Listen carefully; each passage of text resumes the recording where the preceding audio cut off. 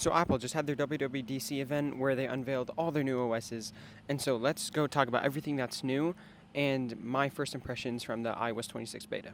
Alright, so let's start off with iOS. So first of all, they changed all their OSs from iOS like a bunch of different numbers to all just 26, which is slightly confusing because it's 25 right now, so whatever, I'm not Apple, so I don't get to change that. But yeah, so iOS 26.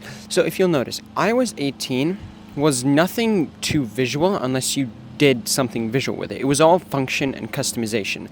So if you didn't go change your apps and change the color of your icons, you weren't going to notice much new other than a really good control center and an abysmal camera app.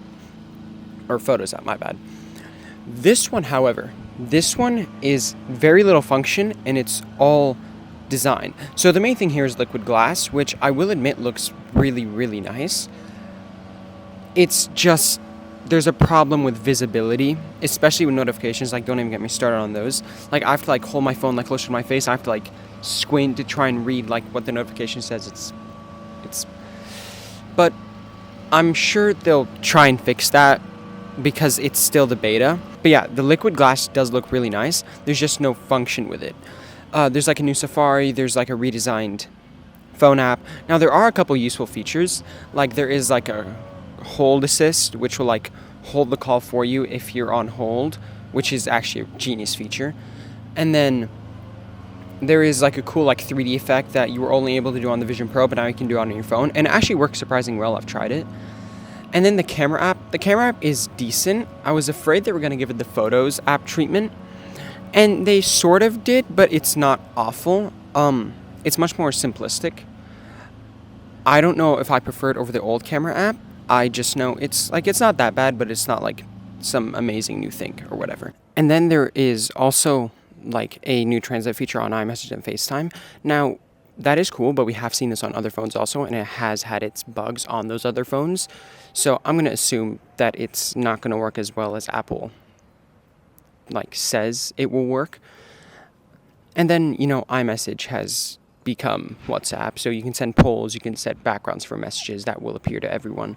But yeah, iOS 26, it's more of cosmetics than actual function, but that's not always a bad thing. But then let's talk about the new macOS. So the new macOS, it gets all the liquid glass that all the other UI gets, but there's the main design overhaul feature overhaul is with Spotlight. So now, for instance, you can send an entire text message without opening up iMessage. Straight from Spotlight. That's great. I mean, that's super productive. That's super quick. That's great. And then there are certain keyboard shortcuts that you can do to execute certain functions in an app. The only problem I might have with that is I might not remember what those keyboard shortcuts are. But I'll probably just remember the most useful ones and just keep it to that. But yeah, Spotlight got a big overhaul, and then the liquid glass thing obviously looks good, but visibility is still an issue. Then let's talk about watchOS 26. So, I'm convinced Apple just doesn't know what to do with watchOS anymore. So it got the liquid glass thing, like all the other OSs, and then there's this new feature called Workout Buddy. And what it is it's an AI voice that will tell you compliments and or not compliments, but congratulate you as you're doing workouts. So if you're running, for instance, it'll go, congratulations, you have just completed 4 miles of work, 4 miles of running. That's your best time yet. Apple, tell me who, when they're working out, wants to hear a robot voice going, wow, that is your best time yet. What? No one wants to hear that. I don't know. That's a bad, useless feature. I don't think anyone will use that. But then there is a new gesture you can do. So when you get a notification that you don't want to see or look at right away, you can just flick your wrist and it'll go away. That's a great feature. Instead of having to fiddle with the screen and all this stuff, you can just flick your wrist. That is a really good feature. I am worried it's going to have some bugs with it, which, let's be honest, it probably will. But that is a nice, cool feature. But now let's talk about tvOS. So tvOS also has this liquid glass thing. I barely noticed it because tvOS has always had that liquid glass thing, but now the control center, I guess, is less intrusive. The main update to tvOS, though, is you can play karaoke on the TV and have your phone with a microphone, which is really cool, instead of having to buy an actual karaoke microphone.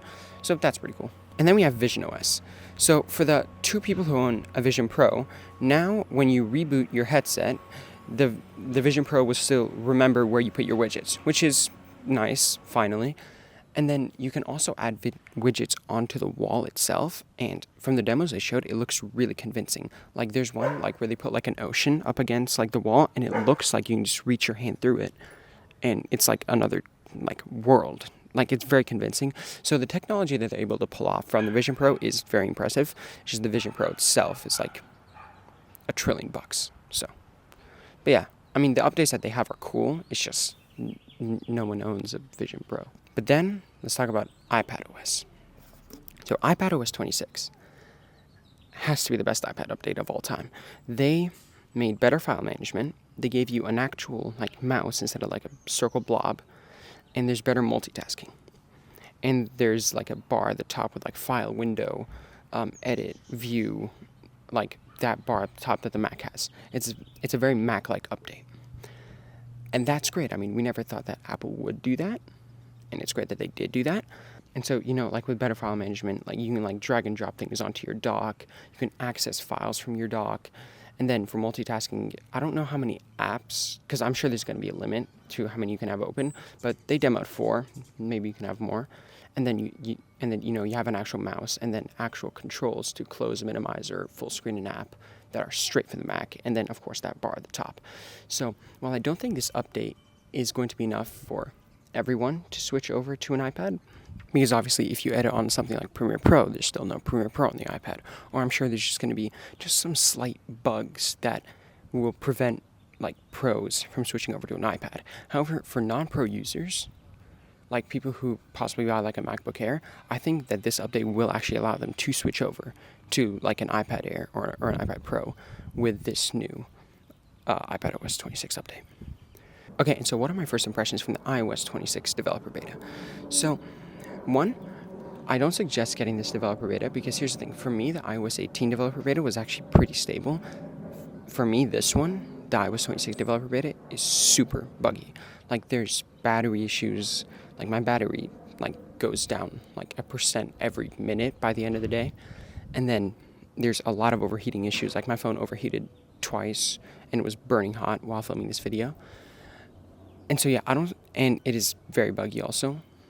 There's this bug I have where I try to change the clock interface from glass to solid just because I think that looks better.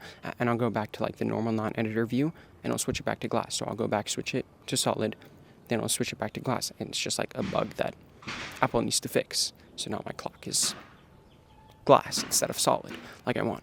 But yeah, everything looks really nice. It looks very clean. It looks it's just a very nice and clean and modern looking software.